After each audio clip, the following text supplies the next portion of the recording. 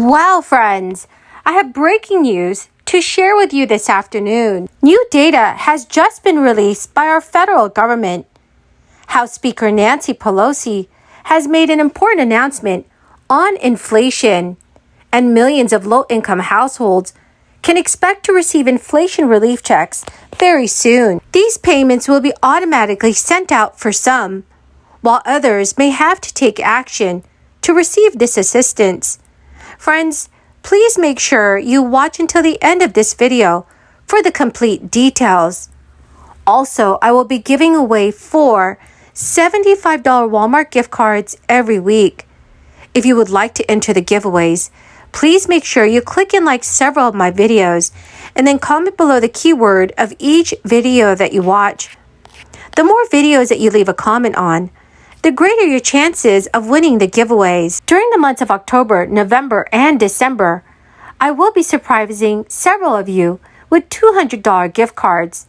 It is a simple way of saying thank you so much for joining me here every day as Republicans regain momentum on concerns about our U.S. economy. The only thing that Democrats seem to agree on about their message on issues like inflation and high gas prices is that it needs to improve, and time is running out. During an interview, Democratic Representative Ro Khanna told NBC News, "What is our message about why inflation is going to be worse if Republicans win? I don't think our economic message has been loud enough or sharp enough." So when asked about inflation this week, House Speaker Nancy Pelosi said, "We will have to message it better in the next 3 weeks ahead." With gas prices up again and a potential recession looming, voters are once again telling pollsters that inflation is the most important issue facing our country, reversing the boost that Democrats enjoyed over the summer when the public was more concerned with other issues. Democratic pollsters and strategists are sounding the alarm, even as President Biden and some candidates sharpen their focus on inflation. Many Democrats are very worried it may be coming too late. When inflation first started creeping up in 2021, Democrats tried to downplay the issue, arguing it was only temporary, a hiccup of crisis-related supply chain disruptions that would soon resolve itself. But even now, party leaders are divided on whether or not to focus on empathizing with voters' pain on rising prices. According to credit card companies and banks, U.S. consumers have demonstrated a willingness to continue to pay higher prices in the face of a sluggish economy that could be tipped into a recession. American Express on Friday reported stronger than expected third quarter earnings and revenue, while raising its full-year forecast. The company said overall, consumer spending jumped 21% year over year, driven by growth in goods and services, as well as travel and entertainment. The demand for travel is especially resilient as Americans make up for postponed trips caused by the crisis. Consumers are also splurging on food and entertainment after the crisis had eased. Bank of America is not experiencing any slower growth in spending either, despite inflation having reached historic highs. Some economic data show signs of stagnation in consumer spending. Retail and food services sales were little changed for September, after rising 0.4% in August. So dear friends, do you think that our country is headed into a recession? Please let me know your thoughts in the comments section below. Friends, the keyword for this video today is Miami Beach.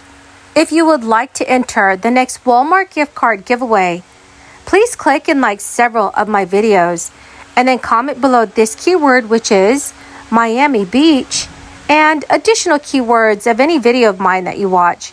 And do make sure, friends, that you are subscribed to my channel. Millions of Americans are still eligible to receive a crisis relief stimulus payment, with some households in store for a possibly massive payment. The Internal Revenue Service announced in a news release that more than 9 million, mostly low-income Americans, did not claim pieces of or all of the various relief payments that were delivered during the crisis.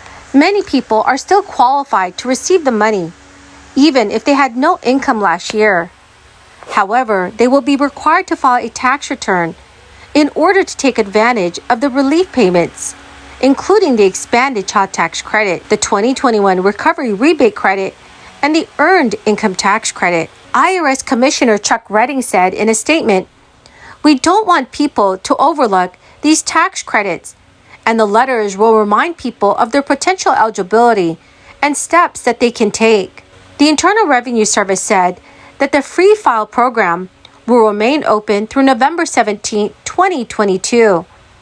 The Free File tool is available to anyone who earned $73,000 or less in 2021. The IRS is sending special reminder letters for people who seemingly qualify for the different tax credits, but who have not filed a tax return in order to claim them. Individuals can possibly receive a payment worth up to 5 figures if they have yet to claim the expanded child tax credit, the stimulus payment of $1,400 per person, or the Child Independent Care Credit that offers families who pay for daycare up to $8,000 for 2 or more children. Under the expanded child tax credit, low and middle income parents could receive up to $3,000 for every child ages 6 to 17 and $3,600 for every child under the age of 6. So friends, please make sure that you take action as soon as possible if you have not yet claimed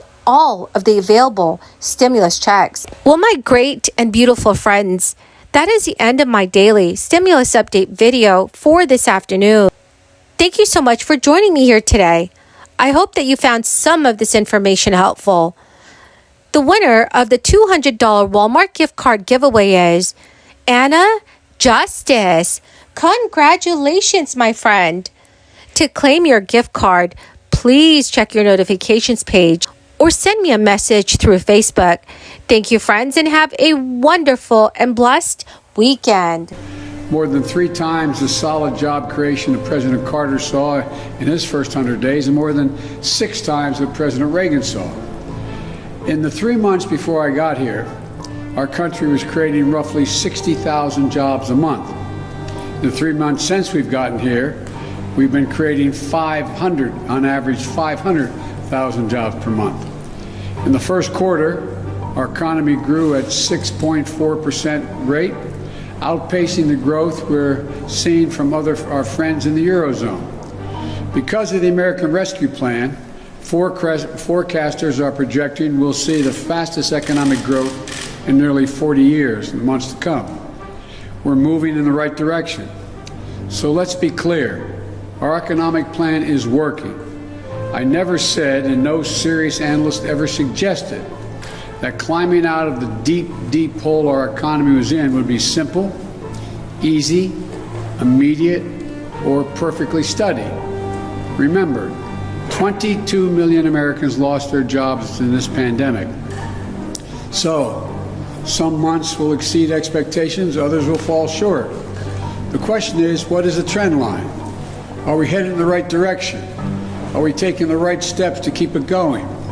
And the answer clearly is yes. I also want to offer a bit more detail on the month's jobs numbers in particular. These monthly reports are a snapshot, as you all know. So they take 1 week, a moment in time. Since this snapshot was taken around the week of April the 12th, since then, COVID-19 counts are down by more than 40%.